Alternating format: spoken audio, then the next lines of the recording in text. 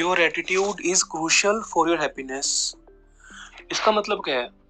Attitude basically यहाँ पे क्या है, ये एटीट्यूड वो वाला एटीट्यूड नहीं है जो हम लोगों को बोलते हैं कि इसमें बहुत एटीट्यूड है, मतलब ईगो या एरोगेंस की सेंस में, वो नहीं है ये। इसका मीनिंग होता है कि हमारा चीज़ों को देखने का क्या नज़रिया है। क्या हम चीज़ों को ऑप्टिमिज्म से देख रहे हैं या पेसिमिज्म से देख रहे हैं?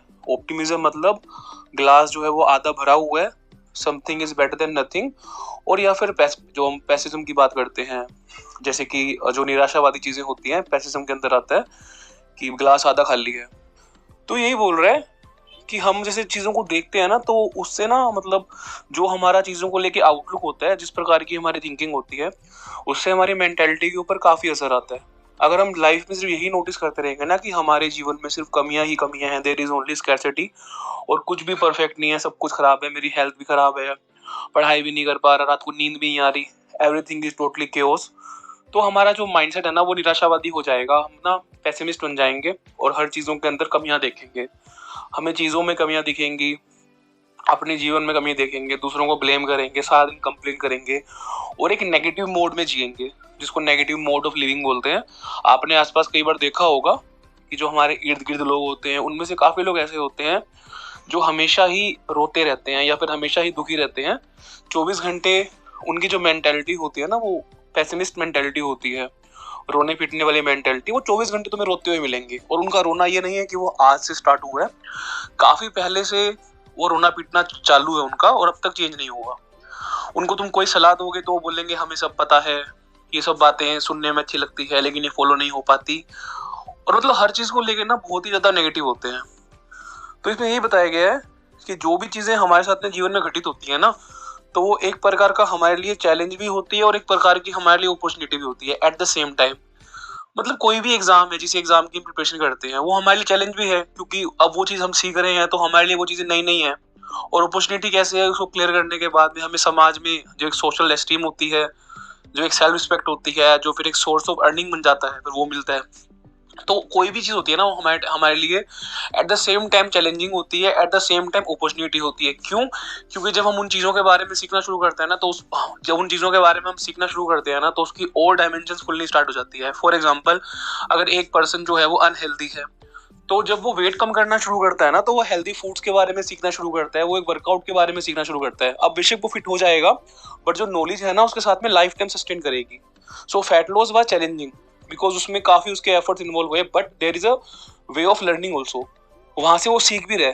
अगर कोई इंसान है जो डिप्रेशन में है, उसको डिप्रेशन को ओवरकम करना है, तो वो पढ़ता है साइकोलॉजी को कि how can I overcome this problem.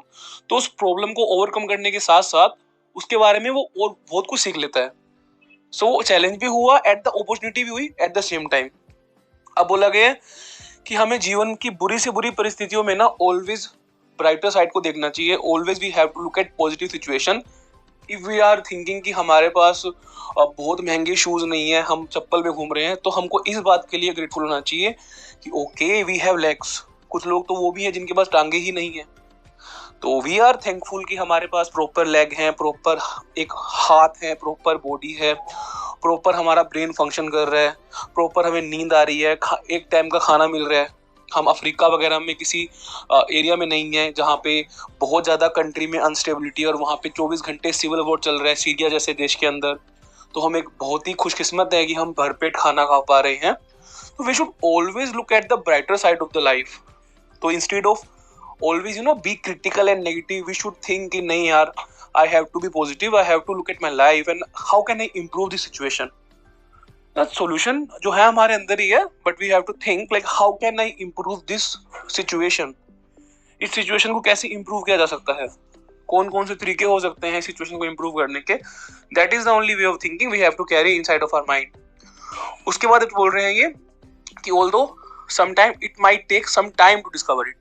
Yeah, everything take times, good thing takes time. Rome can't built in a one day. जो रोम था वो एक दिन में नहीं बना था, तो हर चीज का समय लगता है. और एक लाइन है ना कि धीरे धीरे रे मना धीरे सब कुछ होए, माली सींचे सो घड़ा ऋतु आए सो फल होए. सो हमारी थिंकिंग ये होनी चाहिए कि okay, this is the way of thinking, this is the way of behaviour that I have to inculcate in my life. But yeah I remember this will take time, this will take 3 month to 6 month, it's okay. मैं instant gratification के चक्कर में नहीं पड़ूंगा, मैं process के साथ चलूंगा and definitely I will achieve my goal.